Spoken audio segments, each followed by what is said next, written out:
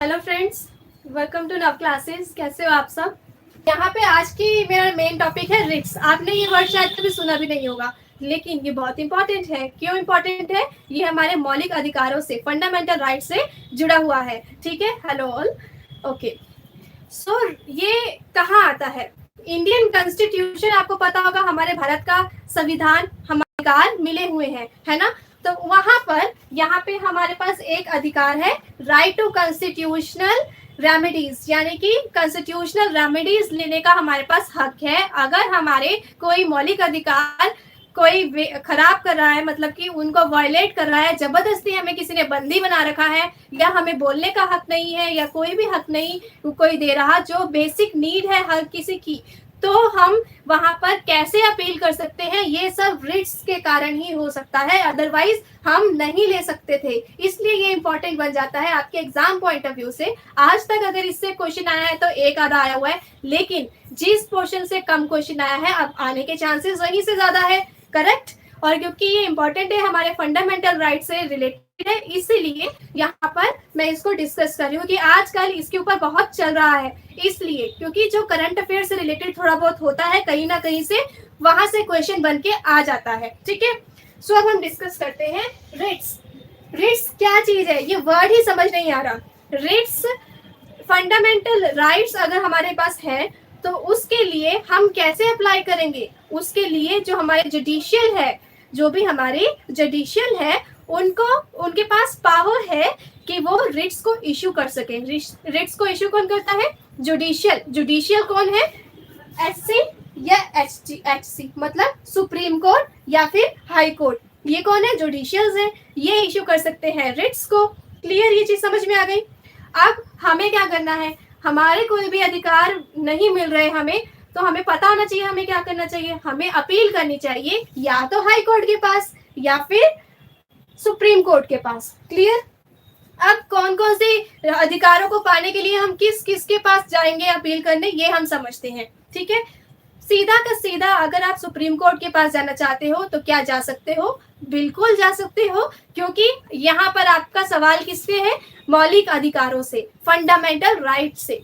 इसलिए अगर आपके फंडामेंटल राइट्स वायलेट हो रहे हैं, कोई जबरदस्ती आपके साथ कुछ गलत कर रहा है जो कि फंडामेंटल राइट के अंडर आता है, तो उसके लिए आप डायरेक्टली सीधा सुप्रीम कोर्ट के पास भी जा सकते हो। लेकिन यहाँ पर ये कहीं नहीं लिखा कि आप डायरेक्टली जाओ या फिर हाई कोर्ट के पास जाओ।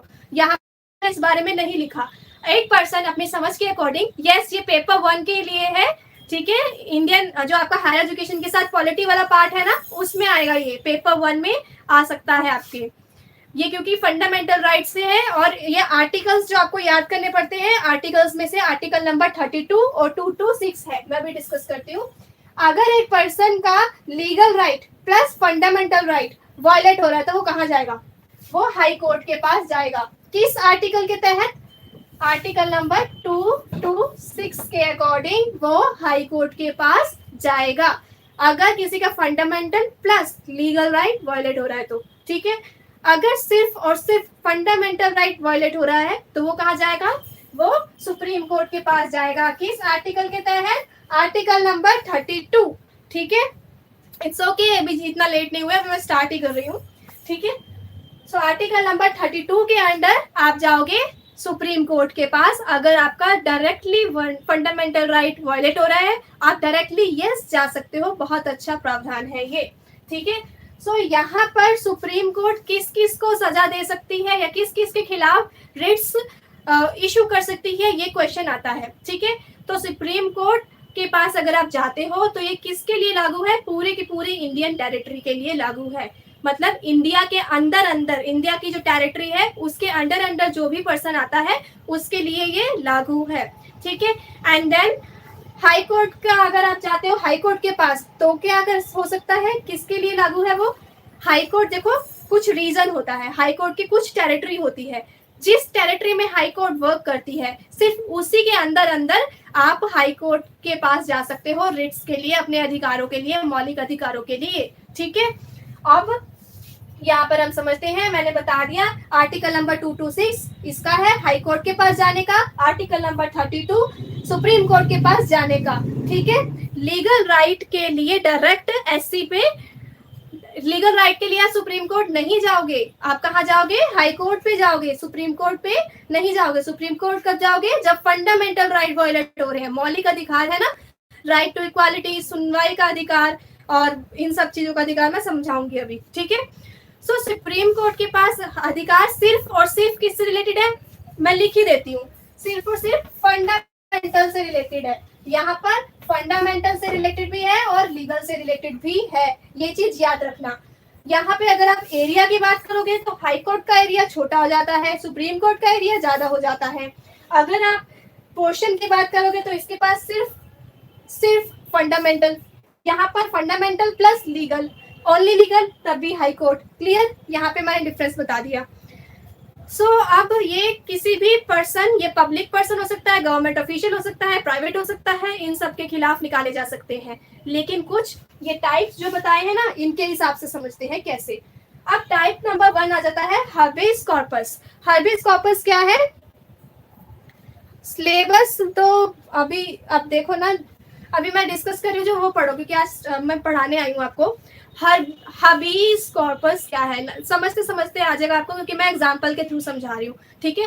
यहाँ पर इसमें कहता है यू मे हैव बॉडी, मतलब आपके पास एक बॉडी है। अगर आपके पास एक बॉडी है तो यानी कि कोई आपको जबरदस्ती कहीं पे बंद नहीं कर सकता बिना किसी रीजन के। अगर कोई आपको जबरदस्ती जेल में ठूस देता है, डाल देता है बिना किसी रीजन के, बिना किसी ग्राउंड के, तो वो किस में आएगा, वो हबीस कॉर्पस के तहत उसके लिए आप रिट्स की मांग करोगे, ठीक है।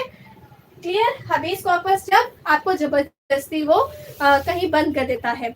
और इसके अलावा ये किस किस के ऊपर आप लगा सकते हो, कोई भी पब्लिक पर्सन यानी कि गवर्नमेंट ऑफिशियल, पुलिस भी कई बार जबरदस्ती डाल देती है, आजकल चल रहा है इसलिए इंपॉर्टेंट है ये सब, ठीक है। क्योंकि आजकल आपने टीवी में देखा होगा जबरदस्ती किसी को मारने लग जाते हैं, ये मौलिक अधिकारों के खिलाफ है, ये वो नहीं कर सकते बिना किसी रीजन के। अगर रीजन है तो प्रॉपर उसका प्रोसीजर है, बिना प्रोसीजर के वो ये सब नहीं कर सकते हैं, ठीक है। एंड देन अगर कोई आपको डिटेन कर लेता है, उसको कहीं भी आपको बंद कर देता है अनलॉफुली, इसलिए आप हबीस कॉर्पस के अंदर जा सकते हो। अब प्राइवेटली कैसे हुआ, मान लो आप किसी फैक्ट्री में काम करते हो, ठीक है, फैक्ट्री वाले ने आपको पकड़ के कर दिया, बंद कर दिया, जाने नहीं दे रहा, तो वो क्या आएगा, वो आएगा आपके हबीस कॉर्पस में। इसके अंदर क्या क्या आता है वही समझा रही हूं मैं, ठीक है। ये तो मैंने बता दिया, जबरदस्ती आपको कोई लॉक नहीं कर सकता, बंद नहीं कर सकता, डिटेन नहीं कर सकता, ये सारी इसकी वर्डिंग्स हैं, ठीक है। अब आते हैं मैंडेमस में, ये मेरा क्लियर हो गया, ठीक है। मैंडेमस में आते हैं। मैंडेमस में क्या होता है, मैंडेमस में होता है हम कमांड कर सकते हैं, हम अपनी बातें कर रहे हैं, अभी गवर्नमेंट की बात नहीं कर रहे, यहाँ पे हमारे पास हक है जब हम गवर्नमेंट के अगेंस्ट कुछ कर सकते हैं, ये सब उसके लिए कर रहे हैं, ठीक है। तो हमारे पास कमांड है, हमने गवर्नमेंट के ऑफिशियल्स को कुछ कहा कि हमारा ये काम कर दो, उन्होंने नहीं किया, तो हम उनके खिलाफ ये रिट्स अप्लाई कर सकते हैं, ठीक है। ओके, मैं जो पढ़ा रही हूँ अभी वो डिस्कस करो, लास्ट में देखेंगे, ठीक है। सो आपकी जो परफॉर्मेंस अगर है, अगर आपने कई बार लीगल डॉक्यूमेंट्स के साइन के लिए आपको जाना पड़ता है ऑफिशियल के पास कि साइन कर दो, वो आपको मना कर रहे हैं, ठीक है। आपके सारे कागज पूरे हैं तब भी जबरदस्ती आपके कागजों में कमियां निकाल रहे हैं। एक मूवी देखी थी आपने मुसद्दीलाल वाली, वहां पर जबरदस्ती उसके कागज को मना कर रहे थे गवर्नमेंट ऑफिशियल्स। तो वो सब किसके अंदर आता है, मैंडेमस के अंदर आता है, ठीक है। ये चीज इंपॉर्टेंट है, क्योंकि अगर आपको एग्जाम्पल बताओगे तभी आप इसको कर पाओगे, ठीक है। सो कोई अफसर लीगल ड्यूटी पर है लेकिन वो आपका काम नहीं कर रहा है, आप उसको कह रहे हो मेरे ये सारे के सारे कागज पूरे हैं, मेरा काम कर दो, मेरे साइन कर दो, नहीं कर रहा, तो आप मैंडेमस लगा सकते हो। मैंडेमस के तहत आप सुप्रीम कोर्ट जा सकते हो, ठीक है। सो यहाँ पर हम इंग्लिश में बोले तो क्या कहते हैं इसको, to secure performance of public duties by these people, मतलब अगर वो पब्लिक ड्यूटीज अपनी नहीं निभा रहे, उनको काम करना है, वो हमारे एक तरीके से मुलाजिम है, अफसर हैं, लेकिन उनको हमारा काम करना है, वो नहीं कर रहे, इसलिए विदाउट एनी रीजन वो आपके काम को रिजेक्ट करके भेज देते हैं, that comes under mandamus. Clear, ये क्योंकि आप बुक में से समझोगे ना, किसी भी बुक से समझ ही नहीं आएगा, वहाँ पे एग्जाम्पल नहीं दिए, वहाँ पे वो लीगल वाली लैंग्वेज दी हुई है जो तो मेरे खुद के पल्ले नहीं पड़ती थी। ठीक है, ओके। अब आते हैं कोवरेंटो की तरफ। ये हो गया हमारा कोवरेंटो। ओके, सो जो कोवरेंटो है, आप डायरेक्ट जा सकते हो इनके पास, डायरेक्ट जा सकते हो इन सब के लिए जो मैं अभी आज बता रही हूँ। ठीक है, सुप्रीम कोर्ट के पास, एचसी के पास जाके फिर एससी के पास नहीं जाओगे, डायरेक्ट जा सकते हो। ओके, हाँ।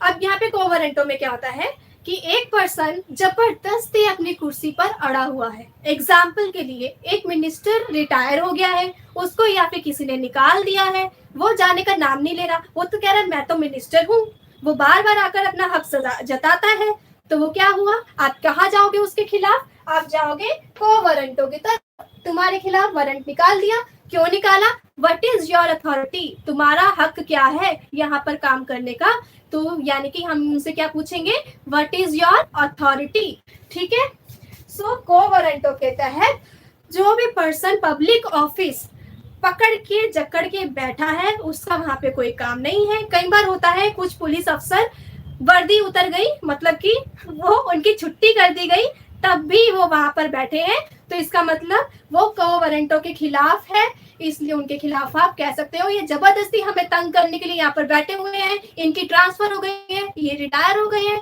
पता नहीं क्यों यहाँ पर क्या कर रहे हैं, तो वहां आता है कोवरेंटो के अंदर। क्लियर हो गया यहाँ पर। To restrain a person from holding a public office which is not entitled, ये इसकी लैंग्वेज है, जिसके लिए वो एंटाइटल्ड नहीं है, वो वहां पर बैठा हुआ है, इसलिए उनके खिलाफ कोवरेंटो। क्लियर, ये भी हो गया हमारा। ऐसे टिक लगाती रहती हूँ मैं।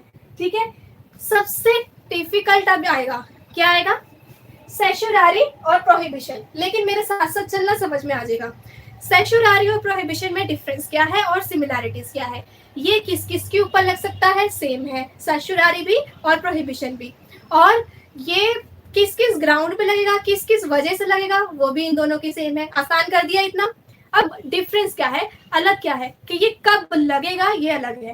पहले मैं स्टार्ट कर रही हूँ ये इनकी सिमिलैरिटीज को मैं समझाऊंगी आपको। ठीक है, तो सिमिलैरिटीज ये है कि ये किस किस के खिलाफ लगेगा, ये लगेगा आपके ट्रिब्यूनल के खिलाफ, या फिर कासी जुडिशियल बॉडी है उसके खिलाफ, या फिर आपकी कोई जुडिशियल बॉडी है उसके खिलाफ। ठीक है, ओके, सो इसके अगर आपको नोट्स अगर देखने हैं ना ये वाला लेसन के, मैं थोड़ी देर में 1-2 दिन में अनअकैडमी में ये रिटन फॉर्म में डालूंगी, उसमें मिल जाएंगे। ठीक है, अभी यहाँ पे मैं समझाने आई हूँ आपको।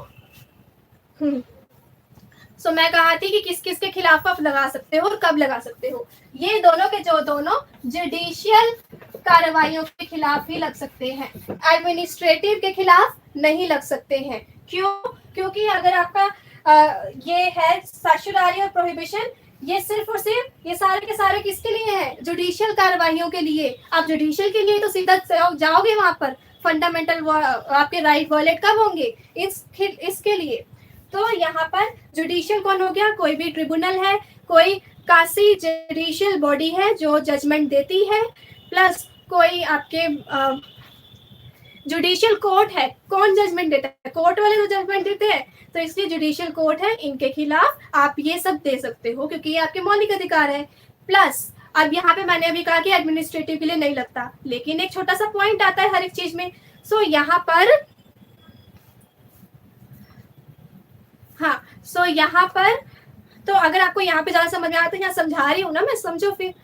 यहाँ पर क्या है कि एडमिनिस्ट्रेटिव पे आई थी मैं, एडमिनिस्ट्रेटिव से रिलेटेड यहाँ पे कोई भी एडमिनिस्ट्रेटिव है। अब कौन है एडमिनिस्ट्रेटिव, एसडीएम, डीसी, तहसीलदार, ये सब कौन आ गए, ये सारे एडमिनिस्ट्रेटिव्स आ गए। एडमिनिस्ट्रेटर्स के 2 काम होते हैं, एक जुडिशियल, दूसरा एडमिनिस्ट्रेटिव, मतलब कि जिन्होंने एडमिनिस्ट्रेटिव काम देखना होता है। जुडिशियल में उनका छोटे मोटे काम होते हैं, लेकिन उसके खिलाफ आप यहाँ जा सकते हो सीधा सुप्रीम कोर्ट के पास। कैसे, जो आपके जुडिशियल वर्क है वहां पर वो क्या है, एक आपके किसी एसडीएम ने अपने वर्कर के, अपने मतलब एम्प्लॉइज को निकाल दिया, बेदखल कर दिया, बिना उसका रीजन जाने, बिना किसी एविडेंस के। मतलब सुनवाई का अधिकार है सबके पास, ये फंडामेंटल राइट है कि सुनने का अधिकार है।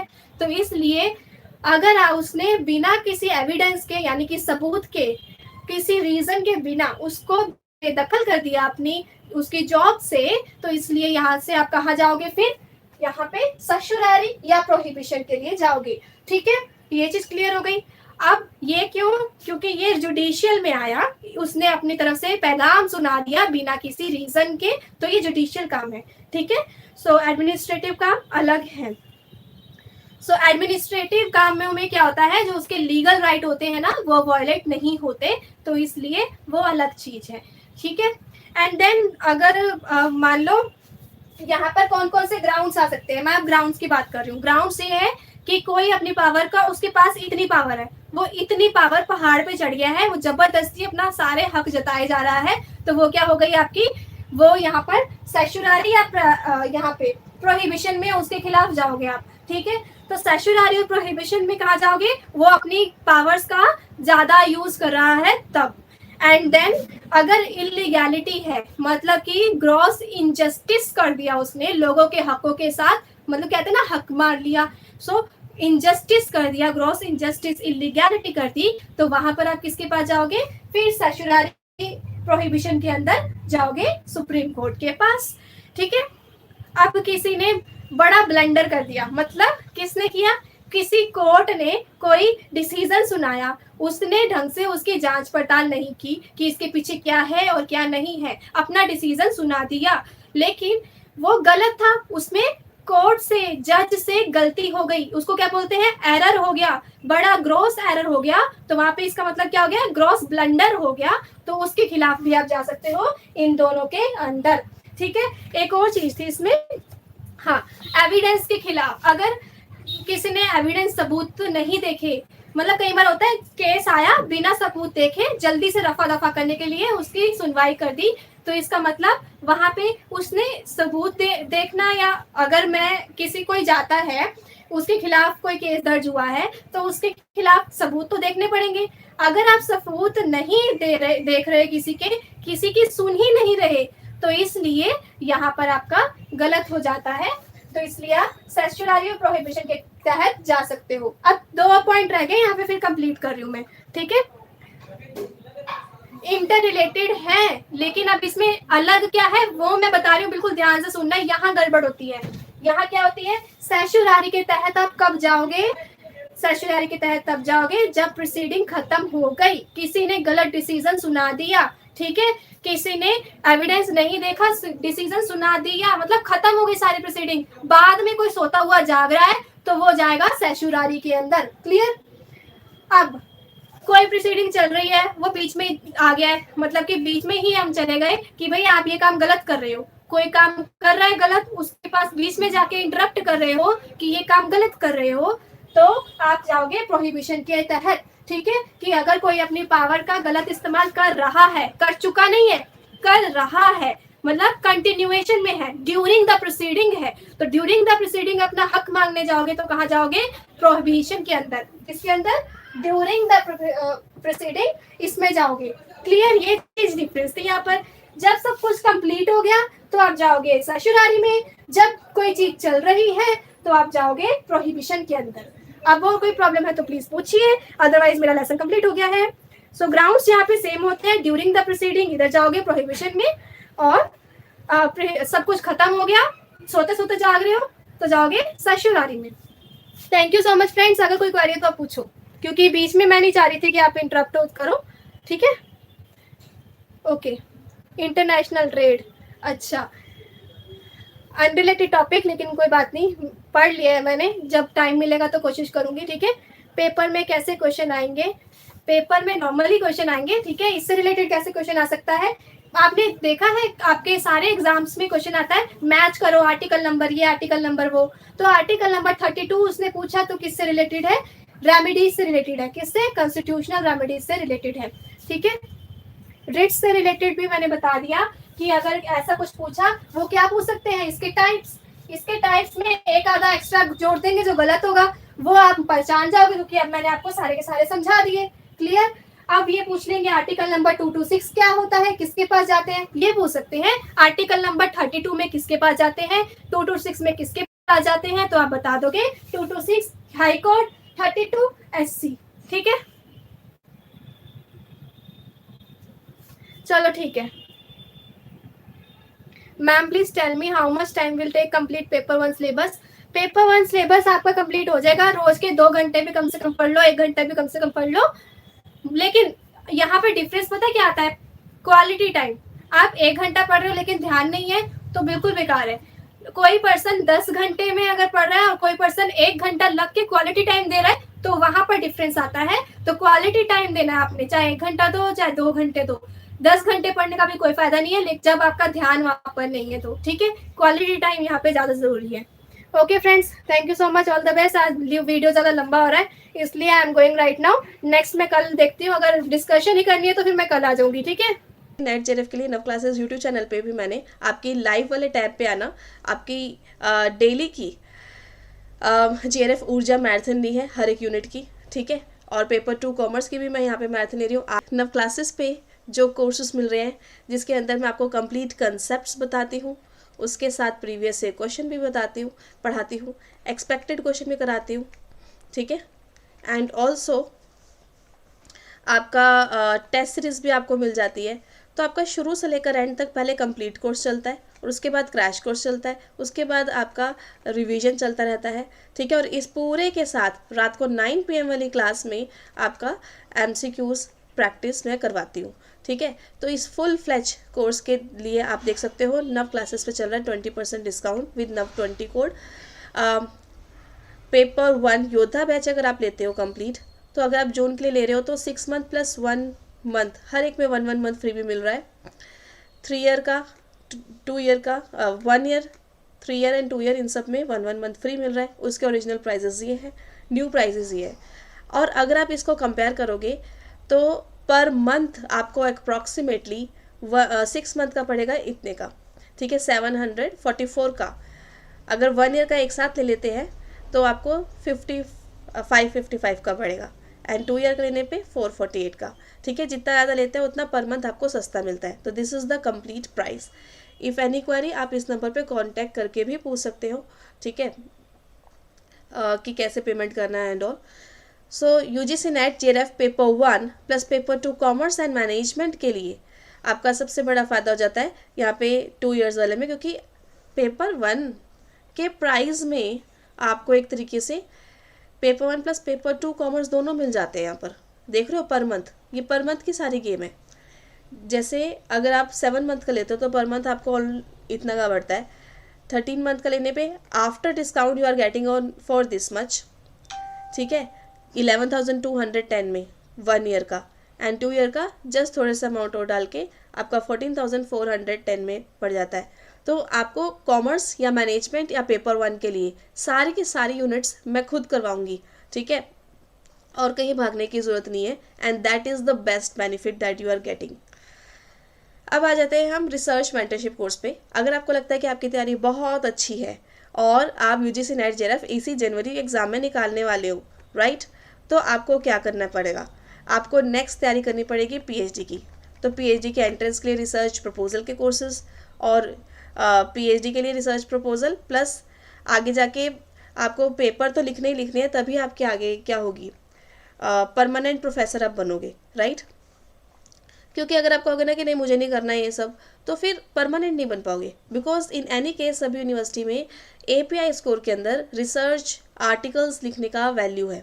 ठीक है, अभी इनिशियल लेवल पे परमानेंट बनने के लिए आपको API स्कोर, अभी मेरे यूनिवर्सिटी में NSUTI में भी निकला था, 30 API स्कोर कम से कम मांग ही रहे हैं। और वो कहाँ से आएंगे, राइट, पेपर लिखे होंगे और कम से कम वो 5 पेपर आर्टिकल लिखा हुआ है उन्होंने। IIT IIMs में प्रोफेसर बनना चाहते हो उसमें भी लिखा हुआ है कि 5 आर्टिकल्स उनको चाहिए ही चाहिए, राइट।